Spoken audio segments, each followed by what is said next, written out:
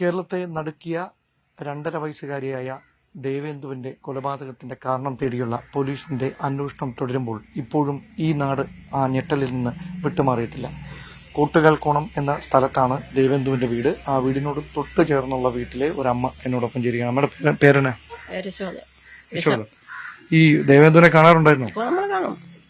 ഇന്നും കാണാറുണ്ടായിരുന്നു. അവിടെ എങ്ങനെയായിരുന്നു? കൊച്ചല്ലേ, നല്ല സ്മാർട്ട് കൊച്ച്, നല്ല കൊച്ച്, നല്ല ഞാട് ചിലപ്പോൾ അമ്മ വന്ന് വിളിക്കും, ചാറ്റയൊക്കെ പറയും. ഒരു സ്നേഹമുള്ള കൊച്ച്, നല്ല കൊച്ച്. ഇതെങ്ങനെ സംഭവിച്ചോ എന്തോ, വളർച്ചയും തന്നെ നോക്കൊക്കെ. ഈ അവരുടെ വീട്ടിലൊരു സാഹചര്യം എങ്ങനെയായിരുന്നു? വെളിയിലാക്കി പറഞ്ഞുകൂടാ, എല്ലാം അച്ചടക്കാണ് അവര്. പുറമെ അങ്ങനെ ഒരു പ്രശ്നം, സമാധാനകരമായിട്ടാണ് എല്ലാ കാര്യങ്ങളും. ഇങ്ങനെ കടവുള്ളതൊക്കെ നിങ്ങൾക്ക് അറിയാം? കടവുള്ളതൊക്കെ ഇപ്പോഴല്ലേ അറിയാന്നുള്ളത്. ഈ സംഭവത്തിന് ശേഷം അവളെ ഈ ചെറുക്കൻ്റെ അച്ഛൻ മരിച്ചില്ലേ, അപ്പോഴാണ് ഈ കടമ്പളയിൽ വന്നത്. ഈ കടത്തിന്റെ കാര്യം അതിനെ ആർക്കും അറിഞ്ഞുകൂടായിരുന്നു.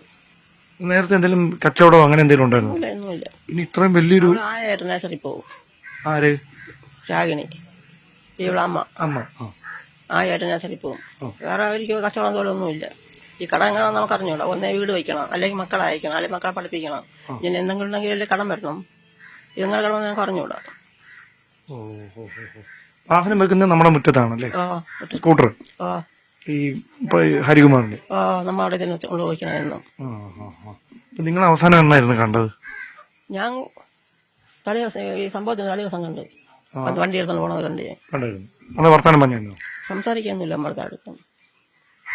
ഈ ഹരികുമാർ സംസാരിക്കില്ല. പുള്ളിക്ക് എന്തെങ്കിലും പ്രശ്നങ്ങളുള്ളൊരു അവന് വീട്ടിൽ കുഴപ്പമുള്ളതായിട്ട് നമുക്ക് അറിഞ്ഞൂടാ. ഇവിടെ ആരും വീടും അങ്ങനെ ഒരു ബന്ധമില്ലേ? വെളിയിലായിട്ട് അങ്ങനെ വലിയ കുഴപ്പമൊന്നുമില്ല, എപ്പോഴും വീട്ടിൽ തന്നെ ഇരിക്കും. പയ്യന്മാരുമായിട്ട് കമ്പനിയൊന്നും ഇല്ല. വീടിനകത്താണ്? വീട്ടിനകത്ത് തന്നെ ഇരിക്കും. അവിടെ എന്താ നടക്കുന്നതെന്ന് ആർക്കും അറിയത്തില്ല. ഒരു വ്യക്തിക്ക് അറിഞ്ഞൂടാ. അതായത് ഇങ്ങനെ സംഭവം ഉണ്ടായി കഴിഞ്ഞിട്ടാണ് തൊട്ട് താമസിക്കുന്നത്. അവർക്ക് അറിഞ്ഞൂടല്ലോ എന്താണ് സംഭവിച്ചതെന്ന്.